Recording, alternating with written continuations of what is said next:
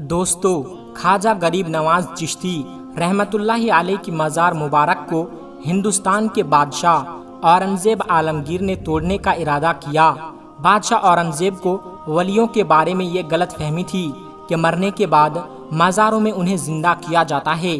اپنی اسی وہم کو دور کرنے کے لیے بادشاہ اورنگزیب ایک دن غریب نواز کی زیارت کرنے کے لیے اجمیر شریف پہنچے، اور جب اجمیر شریف پہنچے تو اجمیر پہنچ کر اورنگزیب نے اپنے قاضی سے کہا کہ چلو مان لیتا ہوں کہ غریب نواز اللہ کے ولی ہیں، مگر میں تبھی مانوں گا جب میں ان کو سلام پیش کروں گا اور مجھے سلام کا جواب ملے گا۔ اگر مجھے سلام کا جواب نہیں ملا تو میں مزار شریف کو توڑ دوں گا۔ اورنگزیب عالمگیر جب مزار پر پہنچے تو وہاں پر انہیں ایک ادنا سا شخص بیٹھا ہوا دکھائی دیا۔ وہ شخص انتظار کر رہا تھا۔ بادشاہ اورنگزیب نے اس شخص سے پوچھا، اے شخص، کیا معاملہ ہے؟ تم یہاں پر کیوں بیٹھے ہو اور تم پریشان کیوں لگ رہے ہو؟ تو اس شخص نے بادشاہ اورنگزیب سے فرمایا، حضرت، میں آنکھ سے نابینا ہوں، یعنی میں اندھا ہوں، اور کافی وقت سے خواجہ غریب نواز رحمت اللہ علیہ سے دعا کر رہا ہوں کہ میری آنکھوں کی روشنی مجھے واپس مل جائے، لیکن کوئی فائدہ نہیں ہوتا۔ میں کافی وقت سے یہاں پر حاضری دے رہا ہوں اور رو رو کر دعا بھی کر رہا ہوں کہ یا اللہ، اپنے اس ولی کے صدقے میری آنکھوں کی روشنی مجھے عطا کر دے، مگر آج تک مجھے کوئی فائدہ نہیں ہوا، یعنی میری آج تک کوئی حاضری اور دعا قبول نہیں ہوئی۔ تو بادشاہ اورنگزیب نے اس اندھے شخص سے کہا کہ میں مزار پر سلام پیش کرنے کے لیے جا رہا ہوں، اور جب میں واپس آؤں اور تب تک اگر تیری آنکھوں کی روشنی تجھے واپس نہ ملی تو میں تلوار سے تیری گردن اڑا دوں گا۔ اتنا سنتے ہی وہ اندھا آدمی بہت ہی زیادہ پریشان ہو گیا اور بہت زیادہ غمگین ہو گیا، اور وہ اندھا آدمی سوچنے لگا کہ اب کیا ہوگا؟ اب تک تو میری آنکھوں کی روشنی نہیں تھی، لیکن اب میری گردن بھی اڑا دی جائے گی۔ یعنی وہ اندھا شخص کہنے لگا کہ اب تک تو میں اپنی آنکھوں کی روشنی سے ہی پریشان تھا کہ میری آنکھوں کی روشنی نہیں ہے، میں اندھا ہوں، لیکن بادشاہ نے اب میری گردن اڑانے کی بات کر دی ہے، یعنی میرا بچنا اب بہت ہی زیادہ مشکل لگ رہا ہے۔ پھر اس اندھے آدمی نے زور زور سے رو کر اور تڑپ تڑپ کر خواجہ غریب نواز سے فریاد کیا، اور جب بادشاہ اورنگزیب نے خواجہ غریب نواز کو سلام پیش کیا، یعنی جب بادشاہ اورنگزیب مزار کے پاس پہنچے اور مزار کے پاس جا کر انہوں نے سلام کیا تو مزار میں سے کوئی جواب نہیں ملا۔ جب بادشاہ اورنگزیب نے ایک بار سلام کیا تو جواب نہیں ملا۔ پھر بادشاہ اورنگزیب نے دوسری بار سلام کیا، پھر بھی سلام کا جواب نہیں ملا۔ لیکن جب تیسری بار اورنگزیب نے السلام علیکم ورحمۃ اللہ وبرکاتہ کہا تو اندر سے آواز آئی کہ وعلیکم السلام ورحمۃ اللہ وبرکاتہ، اور پھر مزار شریف سے آواز آتی ہے کہ اے بادشاہ اورنگزیب، دوبارہ ایسی ضد نہ کرنا، کیونکہ تمہاری ضد کی وجہ سے میں اس اندھے کی آنکھوں کی روشنی لینے عرش الہی پر گیا تھا، اور اسی وجہ سے تمہارے سلام کے جواب دینے پر دیری ہو گئی۔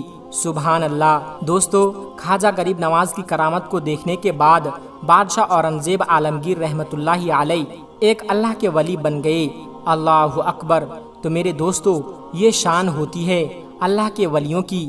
یہ واقعہ ہونا تھا کہ بادشاہ اورنگزیب رحمت اللہ علیہ ایک بہت ہی بڑے اللہ کے ولی بن گئے، جنہوں نے ایک کتاب بھی لکھی ہے، فتاوائے عالمگیری۔ بڑے بڑے مسائل اسی کتاب سے حل ہوتے ہیں۔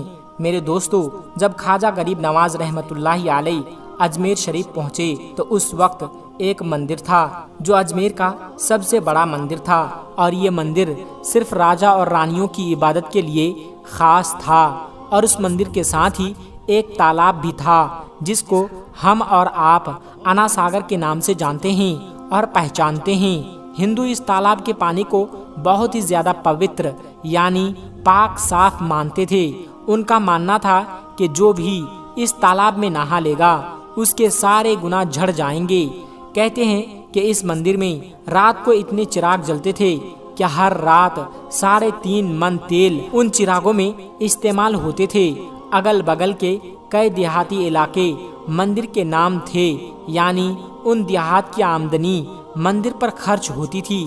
उस मंदिर में हजारों लोग रहते थे जिनका काम आने वालों की सेवा और देखभाल करना था कि कौन सा खुदा बेटा देता है, कौन सा देवता सेहत और तंदुरुस्ती का मालिक है और किस मूर्ति की पूजा से दौलत की बारिश होती है। हजरत ख्वाजा गरीब नवाज रहमतुल्लाहि अलैह उस मंदिर के पास चले गए और आना सागर से कुछ दूरी पर चटाई बिछाकर अपने मुरीदों के साथ बैठ गए और उसी वक्त असर का वक्त हो गया। लिहाजा आप रहमतुल्लाहि अलैह ने हजरत कुतुबुद्दीन बख्तियार काकी रहमतुल्लाहि अलैह से अजान देने को कहा। कुफ्र व शिर्क के गढ़ अजमेर में अल्लाह की वहदानियत और मोहम्मद सल्लल्लाहु अलैहि वसल्लम की रिसालत का ये पहला ऐलान था। वह लोग इस्लाम को नहीं जानते थे कि इस्लाम क्या है, चुनांचे अजान की आवाज़ सुनकर वह हैरान हो गए और अपने घर से निकल आए। सब मुसाफिरों ने आना सागर के पानी से वजू किया और नमाज पढ़ना शुरू किया। सब हिंदू हैरान रह गए कि सब भगवान तो अंदर हैं, तो फिर ये लोग किस भगवान को पुकार रहे हैं। जब शाम हो गई तो फिर ये लोग किस भगवान को पुकार रहे हैं। जब शाम हुई तो राजा के ऊंट जो दिन में चरने के लिए गए हुए थे अपने चरवाहों के साथ वापस आने लगे। इत्तेफाक से जहां ख्वाजा गरीब नवाज रहमतुल्लाहि अलैह अपने साथियों के साथ बैठे हुए थे वो जगह राजा के ऊंटों के बैठने की जगह थी। चरवाहों ने ख्वाजा गरीब नवाज रहमतुल्लाहि अलैह से कहा, उठो बाबा, ऊंटों के बैठने की जगह खाली करो। आप रहमतुल्लाहि अलैह ने फरमाया, इतना बड़ा मैदान पड़ा है, ऊंट तो कहीं भी बैठ सकते हैं, क्यों मुसाफिरों को तंग करते हो। लेकिन वह ना माने और जिद कर रहे हैं कि ऊंट इसी जगह पर बैठेंगे। आखिर उन्होंने बहुत बदतमीजी से कहा, यह राजा के ऊंटों के बैठने की जगह है और इधर राजा के ऊंट ही बैठेंगे, तुम लोग कहीं और डेरा लगाओ। आखिर आप रहमतुल्लाहि अलैह ने उठते हुए हजरत कुतुबुद्दीन बख्तियार काकी रहमतुल्लाहि अलैह से फरमाया, उठो कुतुबुद्दीन, ये कह रहे हैं कि ऊंटों के बैठने की जगह है, तो चलो ऊंट ही बैठे रहेंगे। ये कहकर आप रहमतुल्लाहि अलैह अपने साथियों के साथ वहां से उठ गए। अगली सुबह जब ऊंटों को चराने का वक्त आया और उनको चराने के लिए जाने लगे तो चरवाहों ने ऊंटों को उठाना चाहा, लेकिन पता नहीं ऊंट तो उठने के काबिल ही नहीं थे। उन्होंने ऊंट को मार मार कर जबरदस्ती उठाना चाहा, लेकिन वो बैठे ही रहे। चरवाहे बहुत ज्यादा परेशान थे कि जो ऊंट उनके एक इशारे पर उठ जाते थे, आज क्या हो गया है, क्यों नहीं उठ पा रहे हैं। आखिर उन्हें याद आया कि कल उस मुसाफिर फकीर ने कहा था कि चलो ऊंट ही बैठे रहेंगे। लोग इकट्ठा होना शुरू हो गए। कोई कह रहा था कि फकीर कोई काबिल जादूगर है और किसी ने कहा कि वो कोई भगवान का अवतार है। धीरे धीरे बात राजा तक पहुंच गई कि एक मुसाफिर फकीर ने राजा के ऊंटों पर जादू कर दिया है। राजा ने ख्वाजा गरीब नवाज रहमतुल्लाहि अलैह को पैगाम भेजा कि तुम कैसे फकीर हो जो बेज़बानों को बांध कर रखते हो, ये बेचारे भूख प्यास से मर जाएंगे, इसलिए मेहरबानी करके अपना जादू वापस ले लो।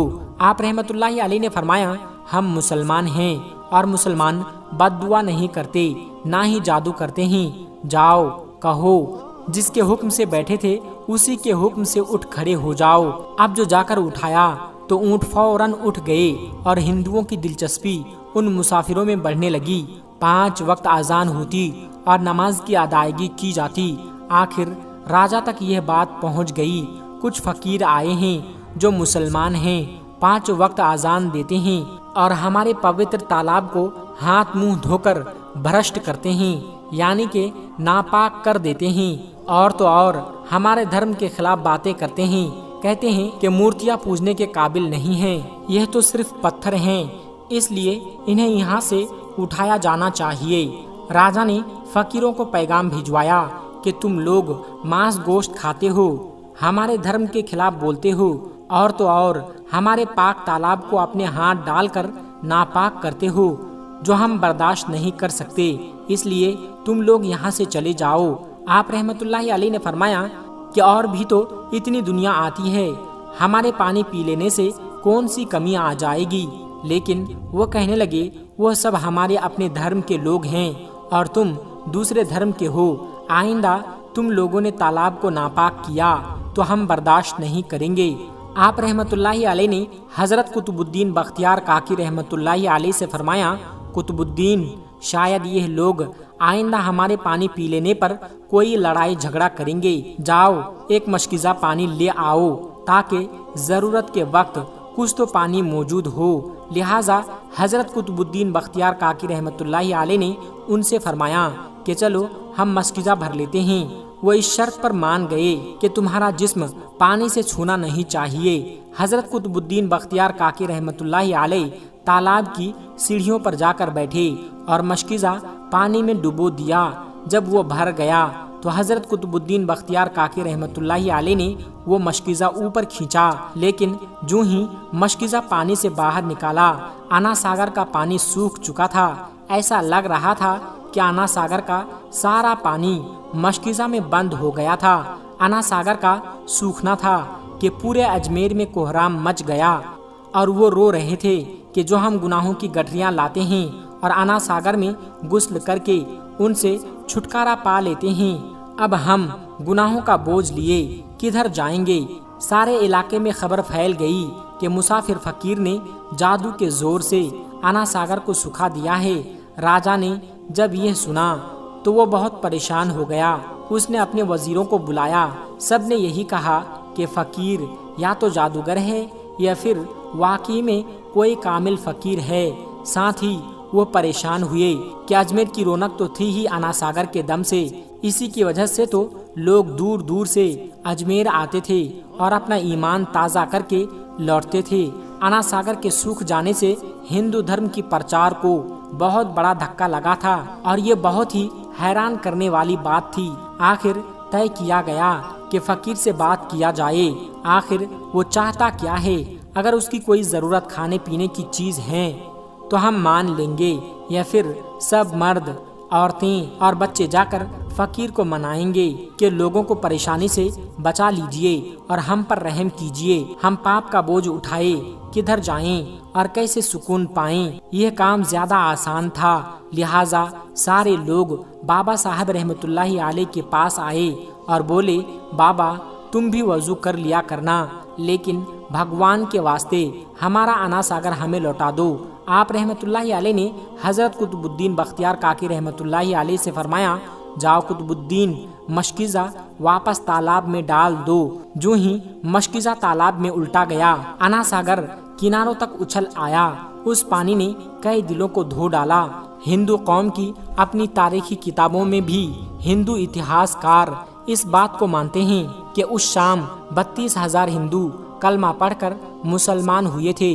उन हिंदुओं के मुसलमान हो जाने से हिंदू पंडितों और आम हिंदुओं में भी गम और गुस्सा का तूफान उठ खड़ा हुआ था और वो सोच में पड़ गए थे कि फकीर अगर कुछ दिन और इधर रुक गया तो देवी देवताओं का तो नाम लेने वाला भी कोई नहीं होगा।